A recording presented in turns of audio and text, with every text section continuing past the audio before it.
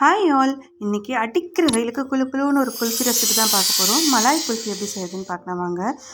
First ஒரு பெரிய பாத்திரத்தில் 1 லிட்டர் பாலை ஊற்றி நல்லா காய்ச்சிக்கோங்க. பால் கொதி வந்த பிறகு ஒரு சின்ன பவுலில் கொஞ்சம் பால் எடுத்துக்கிட்டு அது கூட ஒரு 50 கிராம் மில்க் பவுடரை கலந்து கட்டி இல்லாமல் கரைச்சிக்குங்க. கரைச்ச மில்க் பவுடர் மிக்சரை கொதிக்கிற பாலில் ஊற்றி நல்லா கிளறி விட்டுக்குங்க. அது கட்டியாகிற வரைக்கும் அது அப்படியே 2 நிமிஷம் கிளறி விட்டுக்கிட்டே இருங்க. அடுத்து ஒரு பேன் எடுத்து கேரமல் செய்கிறதுக்காக 1 கப் சுகர் ஆட் பண்ணியிருக்கேன். சுகர் ஆட் பண்ணி அது மெதுவாக கிளறி விட்டுக்கிட்டே இருங்க. அப்படியே ப்ரௌன் கலரில் சேஞ்ச் ஆகிடும்.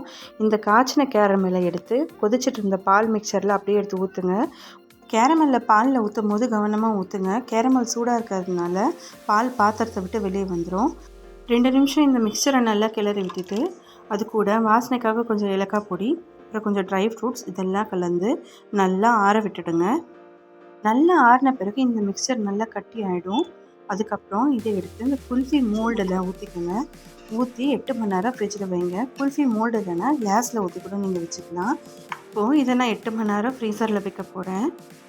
8 ஹவர்ஸ்க்கு அப்புறம் ஃப்ரீசர்லேருந்து குல்ஃபியை வெளியே எடுத்து அதை டீமோல்ட் பண்ணுறதுக்கு ஒரு பவுலில் தண்ணி எடுத்து இந்த மோல்டை டிப் பண்ணி எடுத்துக்கோங்க. உள்ளேருந்து எடுக்கும் போது மெதுவாக எடுங்க. பர்ஃபெக்ட் டெக்ஸ்டரில் மலாய் குல்ஃபி ரெடி ஆகிடுச்சு. இதோட டேஸ்ட்டு அட்டகாசமாக இருக்கும்.